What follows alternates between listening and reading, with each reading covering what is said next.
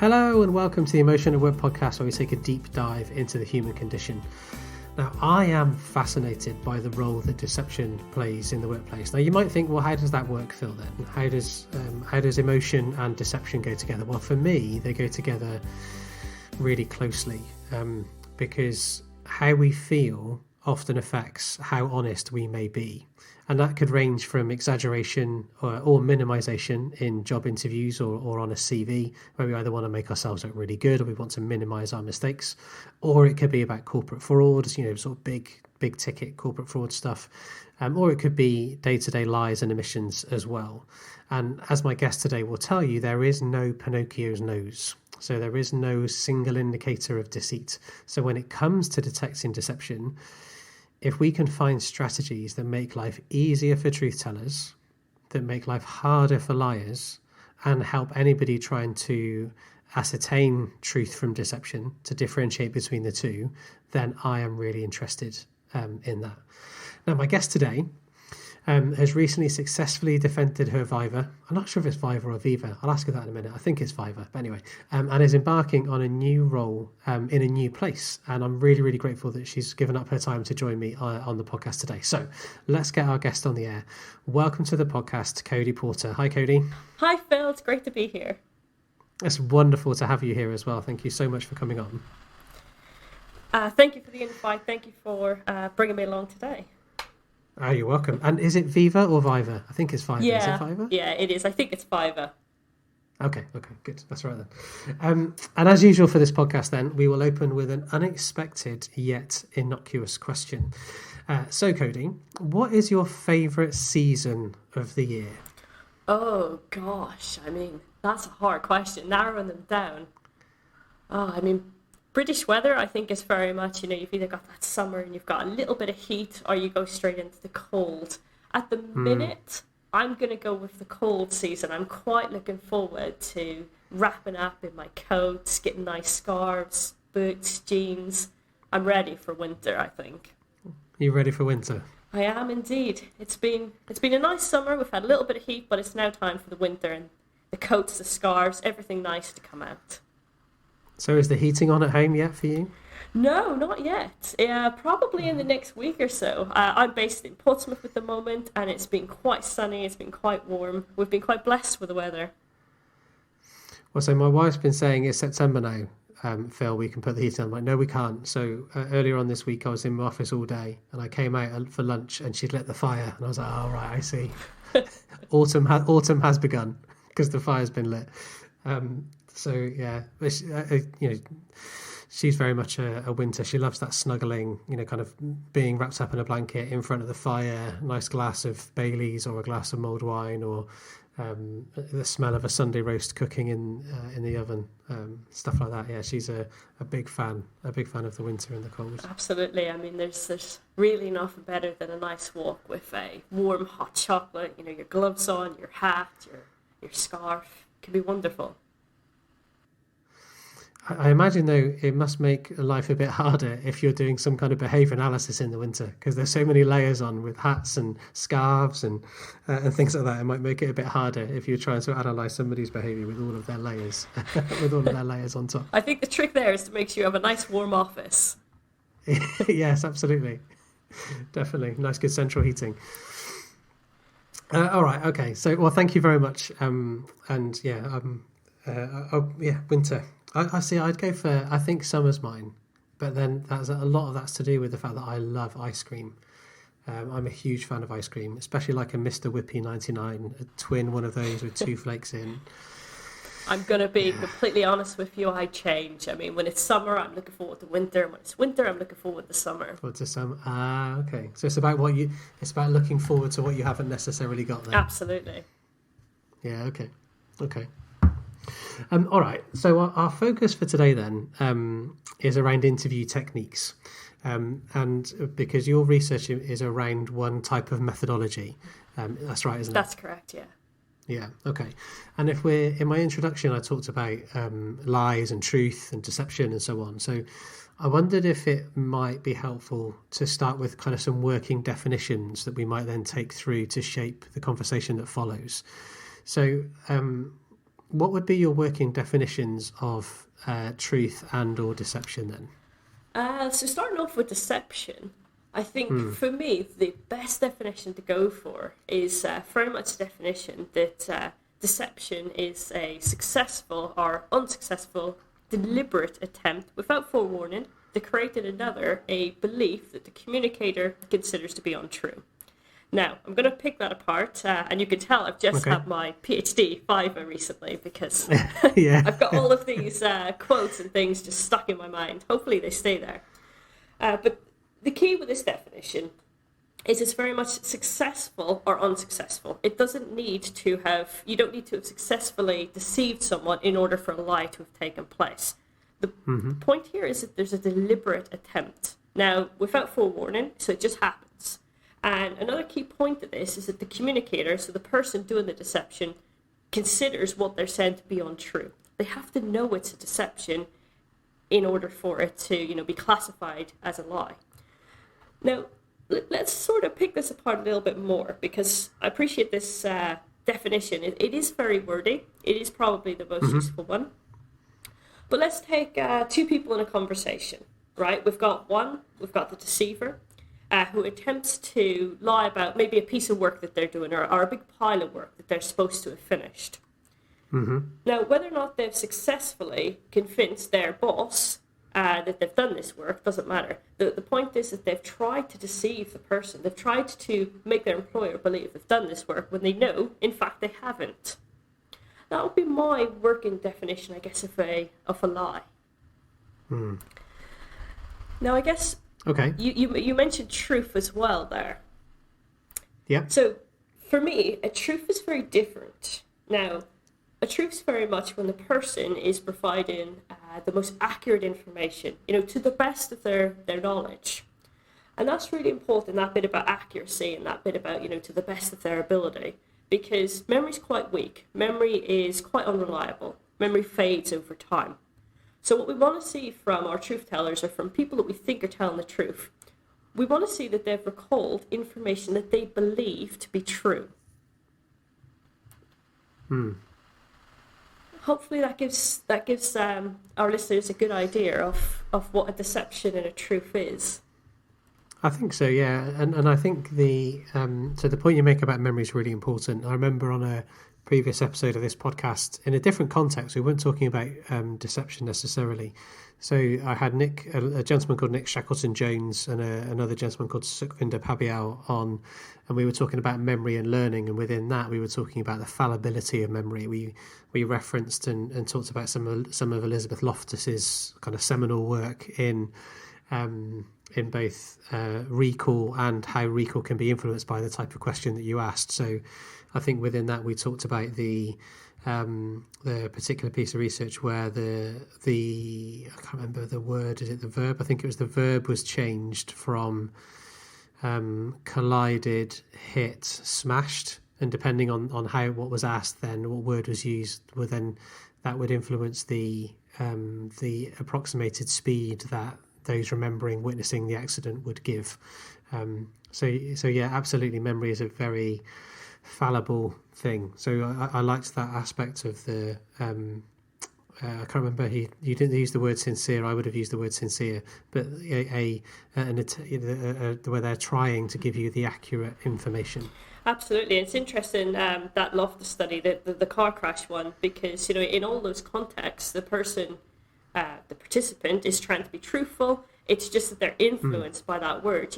Tapped is very much implying, well, there wasn't a lot of damage, so you could see how people might think, the speed was slower. Whereas crashed, that sounds like a powerful word that quite likely impacts the participant thinking, okay, crash, that must have been awful. Surely they must have been doing a higher speed than what I thought. And that's one of the problems of memory. It can be impacted. Misinformation is a big problem. It's so easy to introduce misinformation to memory. Yes, definitely. And the in some of the work I do, I talk to my clients about how misremembering is different to deception. So you might have an experience where some people have seen something in the office, or they've experienced something in the workplace, and then when they recall it differently.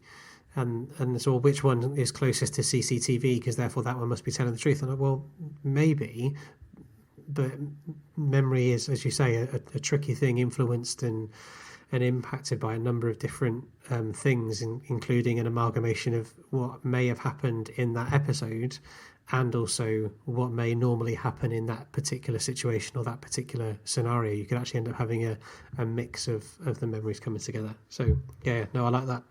I like that definition. And then within deception, I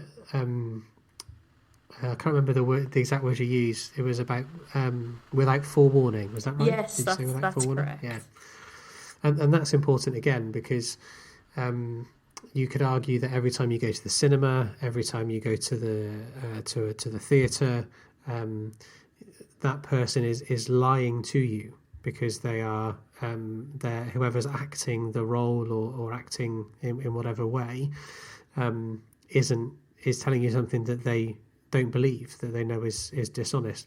But because you know that that's what you're watching, then it isn't deception, because you know that that's what it is. You know it's somebody acting on a stage or on a screen or whatever that might be. And I like the bit that then gets interesting, like where's the middle ground in that? Because when you walk into, I use the classic example of a car sales dealership.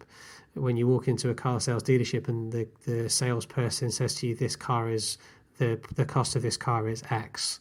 Are they lying to you? Because everybody knows it isn't really X. Everyone knows it's up for debate and negotiation. So are they lying to you when they say the price is X or not? But that's just me having a bit of fun with the grey area in the middle. That's they're good examples. Going back to the acting one, I think the key there is the communicator, the actor.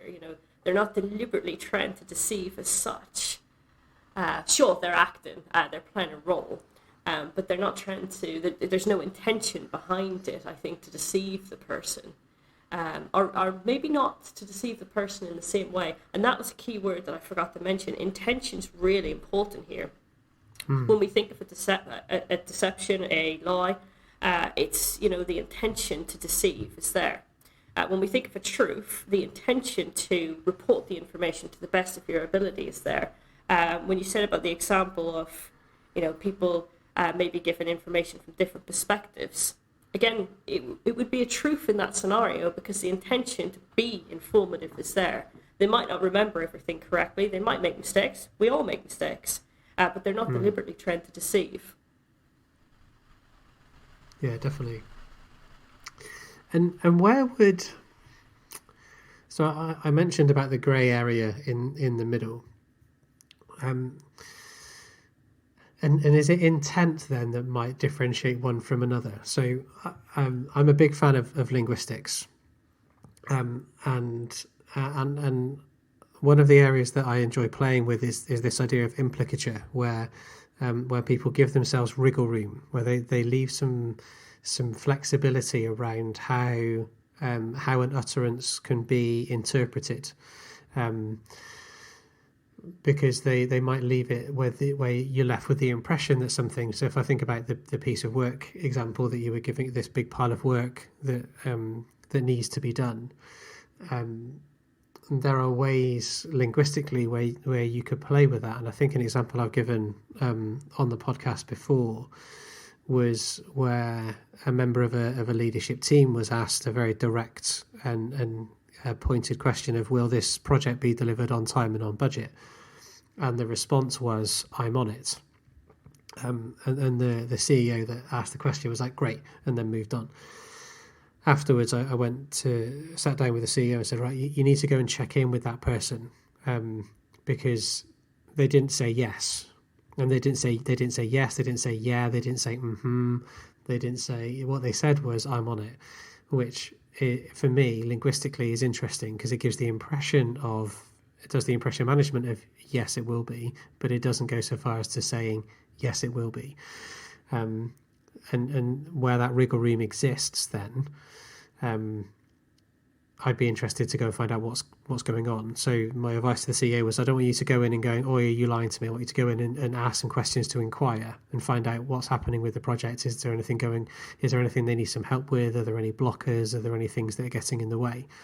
And then what we found out was, yes, there were other members of the team weren't working as quickly or as effectively on linked aspects, so it was undermining the potential success of the project. And so I then think, so were they deceiving? Were they lying or not then? Because they were telling the truth in that they were on it, but they didn't give the clarity in the answer that you might expect from a closed yes/no question in that way. So what would be your thoughts on that one? Sorry, I know that was a very long kind of context setting before I asked the question about where would you put that one? Is that in a grey area? Would you put it as truth, as deception? How would that work? That's a tricky one. I mean, it is definitely a grey area, but I'm on it. That's a clear deflection. They're not answering the question. And thinking about how I analyse my data, if I was looking at that, I'd probably go, okay, well, the core information, it's not really there. They haven't actually answered it. They're saying, yeah, I'm on it, but I've got no detail. I've got nothing to work with. So I would actually say that that's probably a lie. And going back to the definition of what deception is, I think there was a deliberate attempt there from that person to deceive the boss. Now, granted, it sounds like their intention was to deceive because other people were the problem, but still, it sounds like they knew what they were doing. Okay. All right. Good. And I guess that you get because there's the intention to deceive, and then there's the reasons behind it. So in that example, it was, or my interpretation of the event was, it was a very face-saving evasion. So it was about trying to save their own face, but also trying to save the face of their colleague who wasn't doing what they needed to do. Because if they'd have answered, no, it won't be, because Phil isn't pulling his weight and delivering what he needs to be delivering, then that had potential risks to embarrass Phil or to damage the relationship that Phil and this individual had, and some things like that. So. And I guess within those working definitions, we're not thinking about motives or reasons behind it, are we? We're saying this is what it is. Yeah, absolutely. I mean, we're stripping away context, which is really important. But in that particular scenario, what I would say is it sounds like there was more than, just one or two people in the room. And that could be quite important, because if you're trying to ask someone a question, you're trying to ascertain, if they're telling the truth, if they're being deceptive, if they've maybe got something to hide. I think the way I would advise people is to approach it in the nicest possible setting. So instead of asking someone in the middle of a meeting room, I would privately ask them, because you're more likely, I'd say, to get the truth. You've got that one-to-one. There's no need, or rather there's maybe less need for that face-saving. It might have been a different response. Yeah, definitely. Which I think links in very nicely with your advice to go and speak to the person on their own and maybe approach it by asking, is there anything you need help with? Is there anything that's maybe stopping the work from getting done? It's a much more pleasant way to do things, and I think people respond better to pleasant reactions as opposed to, interrogations. I don't believe you. I don't think you've done it. I think you're lying. Those responses are just going to get people's back up. They're not going to be forthcoming. They're not going to be helpful, and you might even scare them and make the situation worse. Yeah, and one of the things I do a lot is try and keep the and this is something that so I work with a company called the Emotional Intelligence Academy up in Manchester, and one of the things that we talk about in the work that we do as well is this idea of you want to keep people as calm as possible, because the more agitated you make somebody, the harder it is for you to do your job. So the more suspicious you might. If your suspicion index is high, then that could work in your favour if somebody's lying, because they might think, oh my goodness, this person's really suspicious, I need to work really hard to lie. But at the same time, if you're telling the truth, you're going to be thinking, or you may be thinking, oh my goodness, this person is suspicious, I don't know if they're going to believe me, what if they don't believe me? And so the anxiety of being disbelieved if you're a truth teller, the anxiety will look the same if it's anxiety of being caught in a lie. So that anxiety will display itself in the same way in behaviours, whether you're the truth teller or the liar. And back to my introduction, for me, that then makes it harder. That makes my job harder if I'm trying to ascertain where the truth is. If I get the person I'm talking to agitated, it makes my life harder. And that's one of the things I really liked about your technique. And we'll come onto the technique shortly. But that's one of the things I really liked about it when I was reading about it and we spoke about it off air in our call, in our kind of pre-recording call.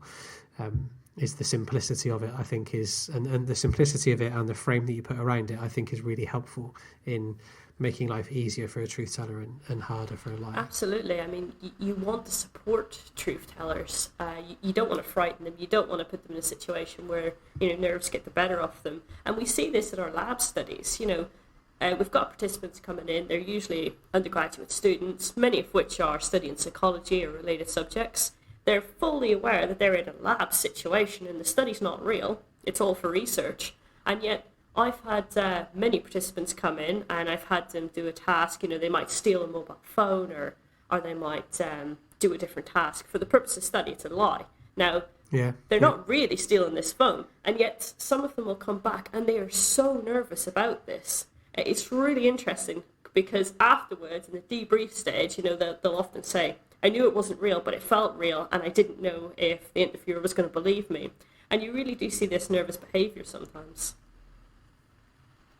Yeah, definitely. It is interesting because if people are nervous in settings that are clearly not real, they're lab-based, they're studies, they're not real-world scenarios. If they're nervous in that context, then certainly they're going to be nervous in real interview settings. And it doesn't just have to be a police suspect interview setting, think back to your last job interview, or at least think back to your first or second job interview. When you've got that nervous feeling, you're going in, you know the answers, you've got the skill set, but it becomes difficult to talk. Sometimes you trip over your words. A lot of the time I found when I was first interviewing for jobs, I'd leave and I'd think, oh no, why didn't I say that? Yeah, I wish I'd said this. Yeah. Absolutely. You should have said it. It would have really, helped get you that job, but you just didn't say it. Yeah, and I think your examples there of things like a job interview, whether it be in a new organisation or even a promotion. So I remember when I was going for promotions within an organisation, I'd be equally nervous in that as I would be if I was applying for a role in a new organisation. And similarly, I think in terms of if there's workplace investigations, if there's allegations around inappropriate behaviour or conduct, and I don't know, maybe I'm taking it too far, but I think even in regular monthly one-to-ones and performance appraisals and performance reviews, those things matter because the ratings that you get or the outcomes of those discussions have stakes attached to them. They might be affecting things like pay rises, they might be affecting things like bonuses, they might be affecting things like career progression or promotions. And so in my experience, deception happens there as well because there are stakes attached. I know, am I saying that every single person is lying in every performance appraisal or one-to-one conversation they have? No. But at the same time, there are things that we know are rewarded in the workplace. Things like working hard, being diligent, completing all of the tasks, not being sick too much. Some of these aspects are deemed by workplaces to be important, and therefore if something's deemed to be important, that brings stakes with it. And where there's stakes, there's potential for deception. Absolutely. Or am I being too dramatic? No, I think it's a really good point. I mean, thinking back to before coming over to academia, I worked in the NHS and we would have supervision. Now, that's very much clinical supervision, but even so, it's a situation where you're going in, you're with someone who's, either your boss or who's more senior to you, and you're just discussing how things are going, how your work is, how you're finding the job, how you're interacting with patients, and even that in itself, it's quite important. If you're not interacting effectively with patients, if you're not communicating well, this could go against you, especially when it comes to things like going for promotion or going for new roles. And I think the advice that I would give to people there is to make sure that the people you're interviewing or you're supervising or, whatever the situation, make sure they're comfortable. Don't just jump straight into the questioning, try to build that rapport. Try to have that social dynamic first. Ask them how life is outside of work. Ask them just general chit-chat questions and put people at ease. It's always easier to talk to someone that you know. Conversations flow naturally, you know the dynamic, you know when to speak. When you're in a situation where you don't know the person very well, or if they're of a senior level and it's a work-based scenario, then putting them at ease is really important. Yeah, definitely.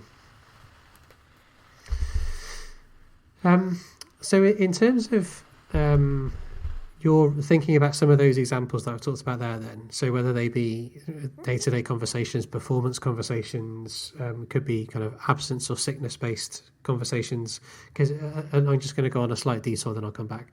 So one of the things I get interested in, partly because of my interest in emotion, is the reasons that people give for being off and being unwell, and what's the kind of the split between physical ailments and mental ailments, because I get really interested in that, because I think one of the ways, I think anyway, this isn't backed up by any formal research that I've done, I think one of the ways that people deceive when it comes to absence related things on a regular basis is by saying, oh, I had a dodgy tummy, or I had a headache or a migraine, because those things are A, easier to explain, B, more readily accepted, and C, less potentially damaging to your reputation or your credibility than saying, oh, I was struggling with some anxiety, I was really unhappy and just feeling really down, or whatever those things may be.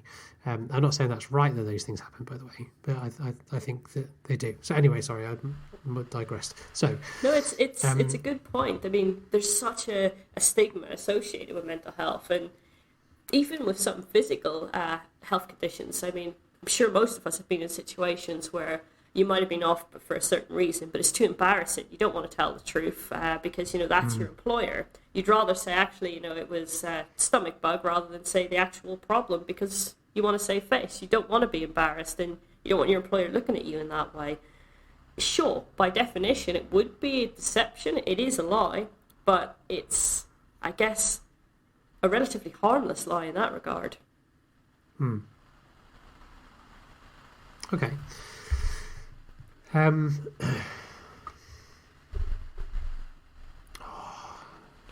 See, I was going to move on. I don't know if I can now. And I guess it's for me, I get interested in terms of that then links into we're not talking about what we were going to talk about at all, but I'll make it a short digression then, because then for me it links into the culture of the organisation then, because it could be harmless in the short term, but it could be more damaging from a longer term perspective, because if the organisation or the manager doesn't understand the pressures or the situation or the context that the individual's in, and there needs to be respect of privacy and sensitivity and so on, but the organisation might be able to be more helpful if they know what's really going on, or the organisation or the manager may be able to help in different ways, or help in other ways if they know what's going on versus what they think is going on, if that makes sense. Absolutely. So yeah. That's a really, really good point. No, and I fully acknowledge that. You are right. If it's a long-term potential problem that's going to keep coming up, then it would be better for the employer to know, because then it can put support mechanisms in place. I guess context is really important here, isn't it? Yeah, I mean, I've got a mug that a friend of mine gave me once, which says "context is everything" on it, because it is. Context is hugely important. Okay, all right. So, for some of our listeners then, whose day-to-day role or tasks may not involve kind of the high-stakes detection that we're talking about, how do you think or feel your research with the AIM technique in particular might be helpful or useful for them? Okay, well, high-stakes deception and, studying this area is really important, particularly for things like forensic interviewing, or, in other words, police suspect interviewing. Now, what's nice is my research can be applied more generally. I would say, my research takes place in really relatively low-stakes situations. So I'll have participants come into the lab. They'll take part in a task that will involve them lying. So they might steal an item, or they might have to lie about their whereabouts. Now, the worst thing that's going to happen to them if they're not believed is, they might be asked to repeat their statement by another interviewer, so it'll be a consequence to their time. Or they might be asked to provide a handwritten statement about what they've just said. Again, this is a consequence to their time. People don't like giving up their time, but it's a relatively low stake, as opposed to if we think of more police-based interviewing. You've got someone in, you've accused them of a crime. This now becomes a really high stake. Worst case scenario, they could go to prison. So they're very, very different. The nice thing about my research is it's low stakes, so it can be transferred to a variety of different settings. Now, one of those settings, of course, would be the workplace. But thinking about the other part of your question, how could it be helpful?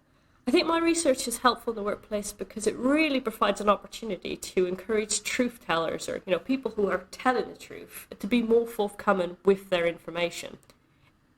In short, it really encourages people to talk more, and the more we can get people talking, the more we can find out about the problem or the issue.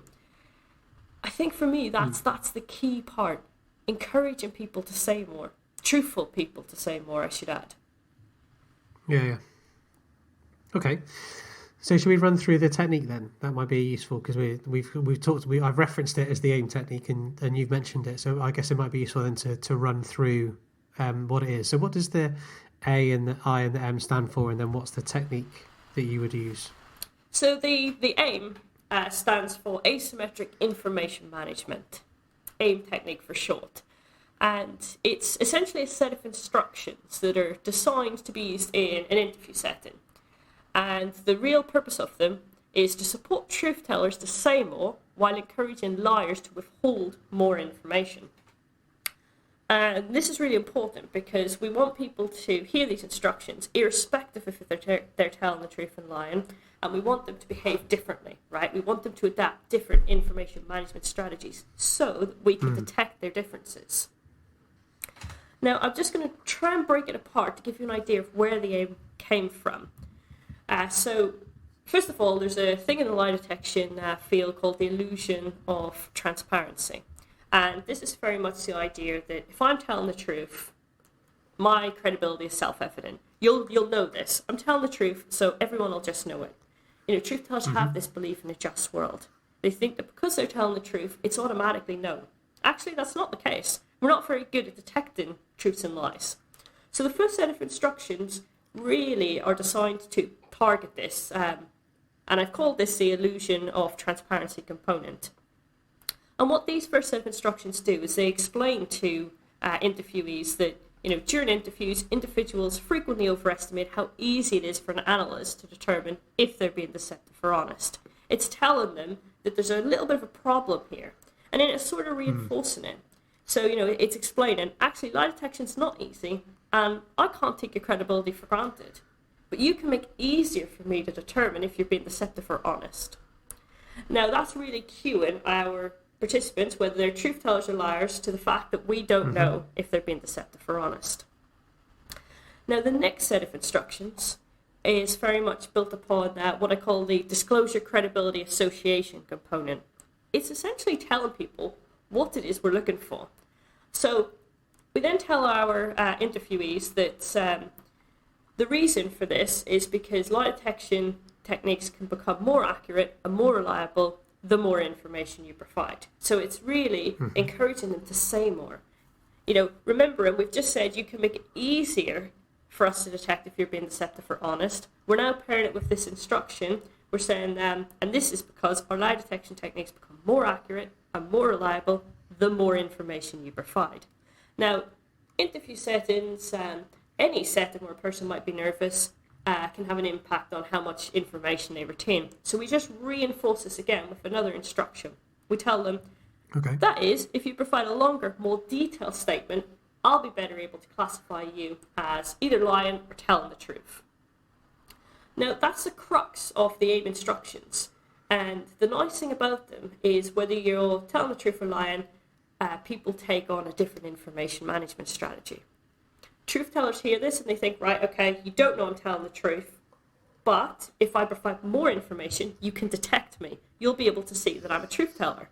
And that's great, because what we see is the truth tellers then provide more information. Liars, on the other hand, hear these instructions and they think, you can't tell if I'm lying or telling the truth. If I say more, you'll be able to detect my lie. And they're in almost a little bit of a situation where they have to decide what they want to do. Usually, what liars will do is they'll try to say a little bit more if they can. We've just told them that this will make it easy for us to detect. And what we found is that actually, as a result of this, they withhold information. They think, okay, I will say less information and you can't detect me. Now, the nice thing about this is truth tellers are saying more, liars are withholding more, so we have this nice asymmetric effect. Mm-hmm. We can see who's telling the truth and who's lying based upon the amount of information that's provided.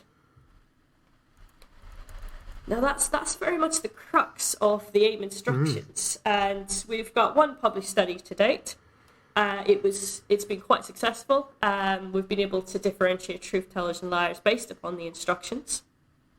And we're working on some more research that hopefully will be coming out in the next couple of months. But it does seem like a promising set of instructions. I mean, they're easy to implement. You know, you can change the language ever so slightly to adapt them to different situations. And was it? Did you have any false positives or false negatives in there? So by a false positive, I mean, did you identify a liar as a? Did you incorrectly identify a liar as a truth teller, or did you have any false negatives, which is where you incorrectly classified a truth teller as a liar? Was there any? Did you have any of those in that study? So that's an interesting question. And I guess in order to answer this, I'm going to have to give you a bit of an idea as to how we go about making these determinations. So, yeah, okay. What I haven't yet done is I haven't taken the transcripts and have had them rated by, human raters to see what their views are. Instead, what we typically do with lie detection research, particularly for verbal lie detection research, is we look at a discriminant analysis. Now, this gives us an idea of how likely it is for us to be able to detect truths and lies.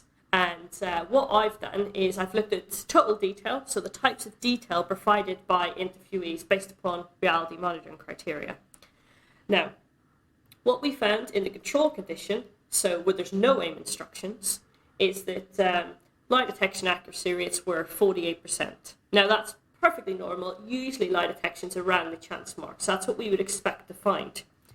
Mm-hmm. Now, when the AIM instructions were introduced, what we seen was that accuracy rates increased to 81%. So much, much higher when we use the AIM instructions. Now, what I will say is there has been one published study to date. It is a brand new technique. We are still developing it. We are still testing it. Yeah. But it does look like it's going to be quite a useful and promising technique to use. Does that answer your question? It does, yes. And I said in my introduction that there is no such thing as a Pinocchio's nose. So the idea that that the amount of detail, for example, given, or the amount of information given, is going to get you 100% accuracy or 100% classification isn't going to work, because it wouldn't work in that way. And we can come on to potential countermeasures and things later. That's another area or aspect. I nearly said area.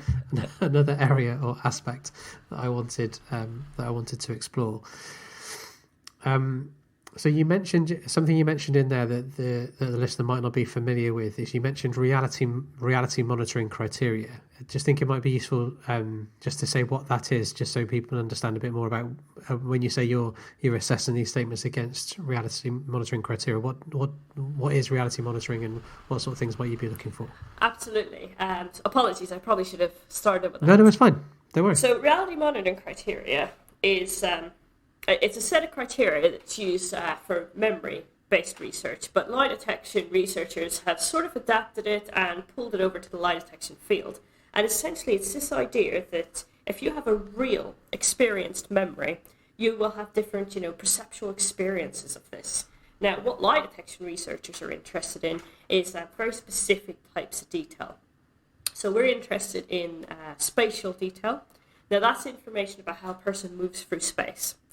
So, for example, if I'm going to explain to you how I get from my office downstairs to the reception area, I might say, okay, so I walk through the door, through being an example of spatial detail. I turn left, left being where I've turned through space, so left being another example. I walk towards the elevator, towards, again, being another spatial category. Now, these types of details are found more predominantly in truthful statements because they have this real memory. Whereas liars, although they'll provide some spatial information, they won't provide near enough the same level. So one of the other details we're quite interested in is temporal information. Again, liars will provide a tiny bit of temporal information, but truth tellers are able to provide much more. Now, this isn't just reference to time, it was 11 o'clock, when this podcast started, for example. It's reference to temporal order. So if I'm giving you an example of starting the podcast, I might say, well, first, giving you temporal context, this was the first thing we'd done. Yep. First of all, we had an introduction. Then an example of temporal information, tell you, what we've done next. Next, another useful example of temporal details. Again, truth tellers add these types of details into their statements. Liars don't. And when they do, it's very few amounts. And then the other thing is perceptual information. And it's just very much what the person's perceived. So it might be what they've heard, what they've seen. It might be, anything that they've tasted. It's very much perceptual experiences. So when I give you the example of leaving the office and I said I walked through the office door, or I opened the office door, the door is the thing that you see, right? So that's your perceptual detail. And what we find is with these combinations of detail, if we put them together, we call them total detail, we find that truth tellers are able to provide more total detail compared to liars. And this is naturally what we find. So then when we use the aim instructions, we find that truth tellers are saying even more than liars, and we can then detect these differences more easily. So that's when we think of our control condition that had 48% accuracy. That's quite normal. Then we think with the aim instructions, this was increased to 81% accuracy. So hopefully that gives you a little bit of context for where total detail comes from and what reality monitoring is. Yeah, it really does. That's really useful. Thank you, Cody. So, and I was asking because I think it's important and useful for the listener to hear, because I think one of the things that often happens is we and I say this for being an interviewer for probably a bit longer than I would care to remember. It's really easy to pay attention to the overall impression that somebody gives rather than being able to simultaneously think about the overall impression somebody's giving and to be able to ascertain some of the details and the specifics that either are present or absent in responses or answers that somebody's giving. So the identification of those aspects in terms of the perceptual information, the temporal information and the spatial information is a really useful way to look at it. So I add, and I know this isn't from any research, this is just what I add. And some, you may argue that this sits within the perceptual one, but I would add in cognitive and affective aspects as well. So when people are talking about what they were thinking or what they were feeling as these different things were happening, or what other people might have been thinking or what other people might have been feeling along the way as well, because those kind of details are more likely to be there if you've had the experience, as opposed to if it's something that you're creating and fabricating and making up. Sure. No, I can see why. Okay. And so if I think about taking the AIM technique and applying it into the workplace then, is there a risk in the opening, the opening framing that we give, where you talk about the illusion of transparency, and I can't remember how you frame the second one, where we're saying it's hard to detect, we can make it easier by. Is there a risk of offending or impacting the interviewee by outlining that at the outset. So let's say I was doing a job interview, maybe it might be easier to do. But if I was doing I suppose I'm just thinking. Sorry, I'm not articulating my question very well. But my pondering was: would the framing have an impact on the interviewee, where they might go, "Oh, I can't believe you already think I'm lying," or would it put any barriers up or put their guard up? Do you think? Yeah, absolutely. I mean, the first thing to point out is that the AIM instructions initially were designed for more forensic interviews, so that there has been a crime, so to speak, that's taken place. So you are going to have that slightly harsher language. Now, in terms of a recruitment setting, I think the AIM could be quite useful. It could be quite helpful, because recruitment interviews, they're not like everyday conversations. So people are going to be nervous. Well, they're very likely going to be nervous. And what that might mean is you might... I certainly was. Yeah, I'm absolutely the same. Interviews, I'm quite nervous. And what that can mean for employers is you might miss candidates that are really skilled, really useful for that job, but, they're just too nervous to be forthcoming. What you might also find, the flip side, and we think with more deceptive people, you might find that there's candidates who are really exaggerating their skill set, and as a result of that, you might end up with a candidate that actually doesn't know how to do the job. That's where the AIM instructions could be quite useful for differentiating. Now, the AIM instructions as they are, you wouldn't use them in a recruitment setting. They would need to be slightly reworded. They would need a softer approach. Because, as you say, you don't want to get people's back up. You don't want people thinking, oh, but you don't trust me already. So they do need to be tailored. And, of course, they do need to be applied at the start of a recruitment interview before you ask your technical questions about the job. Now, this is something I'm really interested in, and actually it is something I'm working on. So hopefully over the next year or so, we'll have more information about how the AIM could be introduced in recruitment settings. But I think it would be useful for differentiate those nervous candidates but highly skilled candidates versus those who might be exaggerating about their experience and skill set. Wonderful. Well, in that case, then we'll definitely have to get you back on the podcast once that research has been completed, to find out what how it went and the impact that it had. Definitely, that'd be really interesting. I look forward to it. Okay. So I mentioned countermeasures earlier on. So countermeasures is a term that I've only ever heard used in two contexts. So one is in deception research, and the other one is in submarine warfare, when submarines are deploying countermeasures from the back of the boat. I should probably say what I mean by countermeasures. So countermeasures being then things that liars may do, or techniques or strategies that liars may wield to increase the likelihood that they're believed. So if we go with some kind of classic examples that people may have seen in movies or otherwise. So I think it's in Ocean's 13. One of the characters has to do a polygraph. And so what they do to countermeasure the polygraph is they put a drawing pin in their shoe.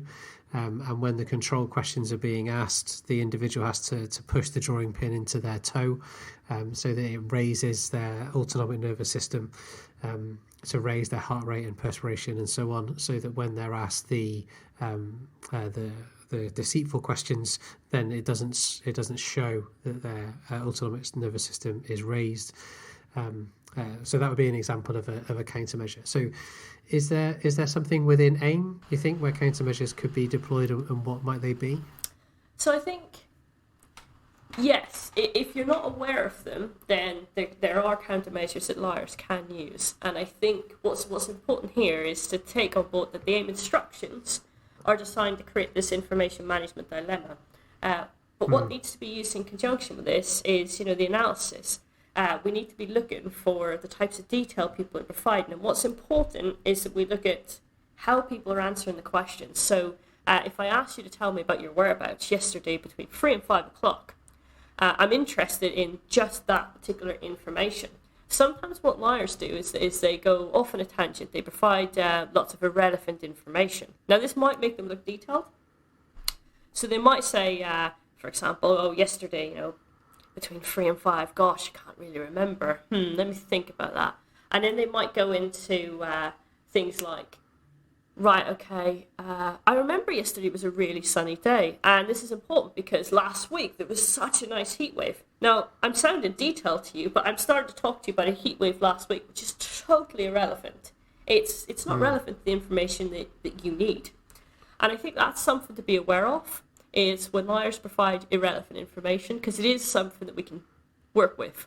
We can look at the core information that's provided in relation to that actual event. And that's quite useful. Another thing to be aware of, I guess, is that, liars sometimes they'll provide their information. They might repeat it for a second time. Again, this makes them look a little bit more detailed than what they actually are. So what I would say is that if you're going to use the AIM technique, think about the instructions and think about how you look for the type of detail people are providing. Is it relevant to the questions that you're asking? No, I like that a lot, because it could be that I can give you lots of temporal or spatial or perceptual information, but if it's not to do with the question you've asked me, or the topic that you've asked me about, or the example that you've asked me to discuss, or the time where it was, then that can be interesting. Yeah. So if you were to ask in a recruitment interview, in your CV you mentioned that you did this particular thing. Tell me what didn't work well for you in that. And then, you can look at it, and then you get answers that aren't about that particular aspect or that particular thing. Then you might get lots of temporal, spatial, and perceptual information. But if it's not about the example or the occurrence that you're interested in, then that would be interesting. Absolutely. And what would be really, I guess, important for recruitment context is to be aware if you're relating something to their CV that they said that they can do. If they're talking about a slightly different skill set that might be useful for the job, but, they keep deflecting onto something else, I would try and pinpoint why that might be. Is it a case that they've mentioned in their CV this skill set that they just don't have? And in the research that you've run, is it like a single bite of the cherry? So what I mean by that is we give the AIM instructions and then we say, tell me what happened in that room, for example. And then do they just have is it just one kind of account, or are you asking probing questions, or are you asking additional questions as well, or is the interviewee having like a single kind of bite of the cherry, as it were? At the minute, it's just one single free recall. Okay. And that was very much so that we could assess the impact that these instructions are having. Of course, for a recruitment setting, you are going to be asking lots of different questions. And I think the key is to put the AIM instructions at the very beginning of the interview. Now, what effect that's going to have, and if it's going to have a long-term effect, when it gets into 3, 4, maybe 5 or 6 questions later, are they still going to remember?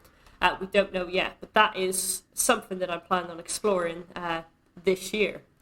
I'm hoping that because the AIM instructions put people into almost that information management dilemma, they have to pick their strategies initially. I think it'll have a lasting effect throughout all of the questions. Meaning that our truth tellers will be able to say more, our liars won't.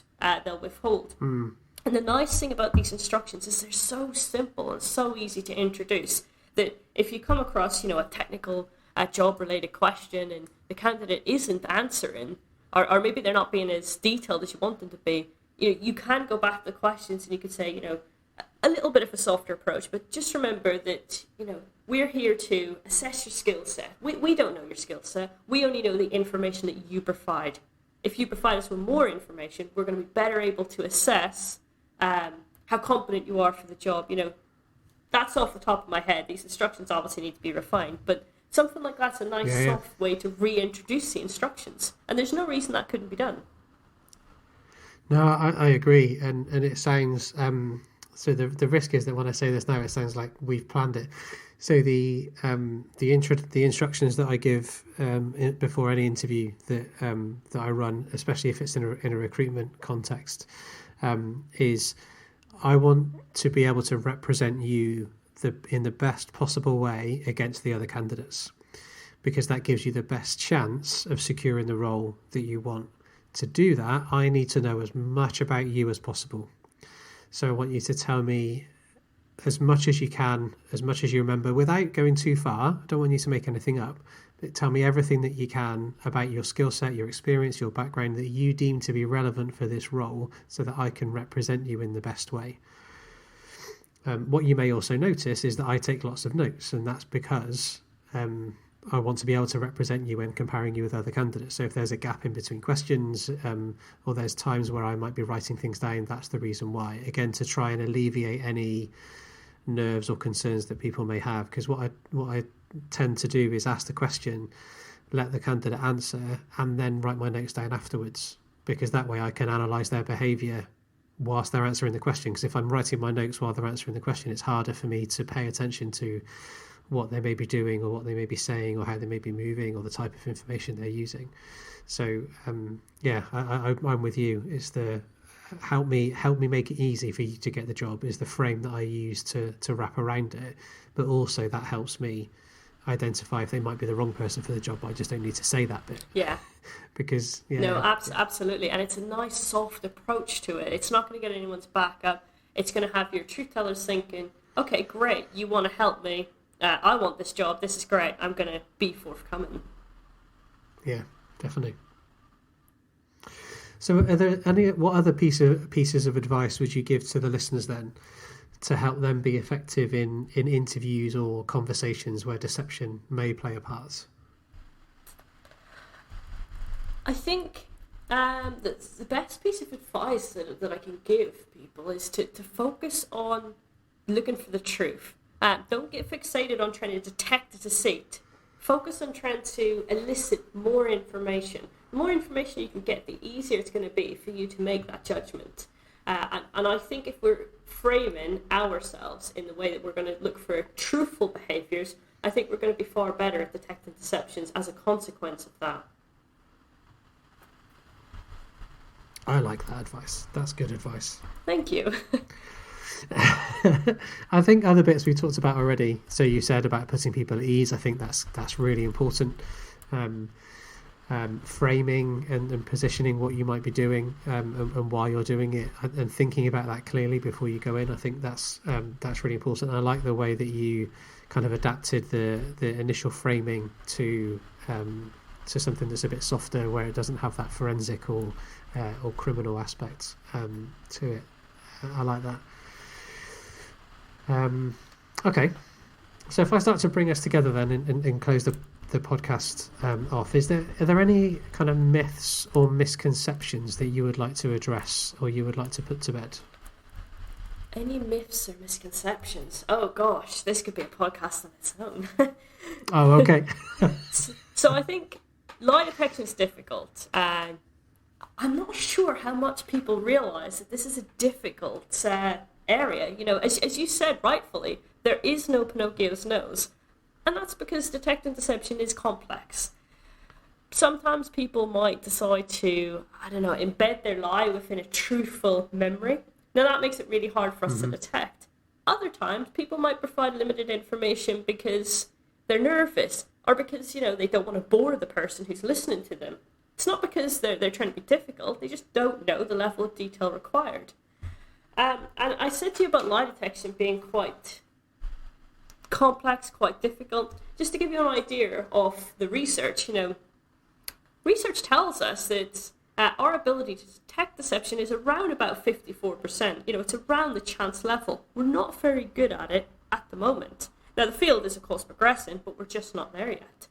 To give you some context to that, there's a meta-analysis by DePaulo and colleagues in 2003, and this is a really important paper for all lie detection experts.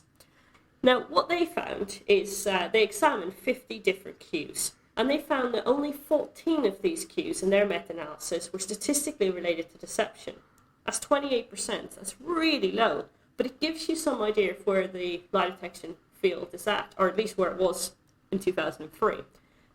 Yeah. Since then, we've tried to create new techniques that proactively elicit differences between truth tellers and liars, to try and make this difference a little bit bigger.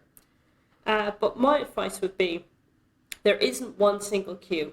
Focus on a cluster of cues. Look at a range of them. Don't just look at one thing. And do be aware of the limitations of the field. Yeah, that's good. I like that. That's some really good advice. Okay. So is there anyone or is there someone that you would recommend that we seek out to get on the podcast as a guest, do you think? Oh gosh, there are a lot of interesting lie detection researchers. Now, for me, if I had to pick one, I would recommend Adam Harvey, who is a social psychologist who founded the stability bias. Now, the stability bias is really the idea that memory decays over time, and because of this, truth-tellers and liars will behave differently. That's the key point. Truth-tellers and liars' memories, their verbal reports will be different. Okay. I think this is really important for anyone that's interested in learning about deception because it impacts most lie detection research. You see, most of the research we conduct is essentially immediately after an event, right? I will send someone off. Yeah. They'll steal a phone. They'll come back. They'll be interviewed about it. But actually what Harvey and colleagues in their 2017 paper found was that after a delay, the amount of information changes. Truth-tellers' memory decays over time, so they provide less information. Whereas liars, they just don't consider this. So if you ask a liar about an event immediately, or you ask them about an event, say, over the course of what should have been 3 weeks, they provide similar levels of information. And this impacts lie detection research, and this impacts some of these tools and techniques that you might read about. Wonderful, thank you. And where's Adam based? Yes, University of West of England, Bristol, UE Bristol, the university that that I'm now joining. I was going to say where you're heading off to. Okay, so can you put in a kind word for me, please, Cody? I will put you both in touch. And yeah, that'd be lovely. Please, that'd be fantastic. Thank you. And are there any books, videos, or talks that you would recommend for someone to go and look at if they wanted to find out more, whether that be around the AIM technique in particular or more generally around interviewing and or deception? Is there anything you would say, yeah, you know what, these are really good places to go? Absolutely. So I think the AIM technique, we've got one published paper so far. That's a really good starting point for giving you an idea of what the AIM technique's all about. And Phil, I'll give you the reference for this so that interested listeners can find it. That'd be fantastic. Thank you. Yeah, I'll put that in the show notes. And in terms of a book, the most useful book that I found for learning about lie detection was by Professor Alder Fry. In 2008, he published a book, and it's called Detecting Lies and Deceit, Pitfalls and Opportunities. And it's a really good starting point. It's a nice, easy read. Yeah, what I like about that book is the chapters are... You can read it front to back like you would do a typical traditional book if you want to, but also all the chapters stand alone as individual reads. So if you're particularly interested in, for example, body language, you can go read the body language chapter, or if you're interested in criteria-based content analysis, then you can go and read the chapter on CBCA. So yeah, I agree. That's a very well-thumbed book on my bookshelf. Absolutely, it's a good choice. Okay, and if people wanted to find out more then, Cody, if they wanted to get in touch with you to find out more or to kind of pick up a conversation, how would you like them to do that? They can either reach out via social media or they can contact me on my university email address, which is cody.porter@uwe.ac.uk. I'm more than happy to chat, to answer any questions. Wonderful. And is it okay if I put links to both your Twitter, LinkedIn, and your email in the show notes? Would that be okay? Absolutely. Wonderful. Thank you, Cody. So the only thing I have then to do is ask my final wrap-up question, which is there something else that you're thinking, feeling, or want to say? No, Phil, this has been a fantastic experience, so thank you very much for inviting me. It's been a really interesting chat. It's been really good to talk to someone else that's interested in lie detection. Oh, and thank you so much for coming on. When I read your paper, I thought, you know what, the applicability of this is broad. So yeah, I'm excited to see where your research goes. I'm delighted that you came on to join me. So no, thank you very much. So thank you, Cody Porter, for coming on to the Emotional Web podcast. You've been listening to the Emotion at Work podcast, and if you got this far, you must be interested in the role that emotions have in the workplace, either within individuals, between people in teams, or in organisations as a whole. So head over to the Emotion at Work hub, which you can find at community.emotionatwork.co.uk. Thanks for listening.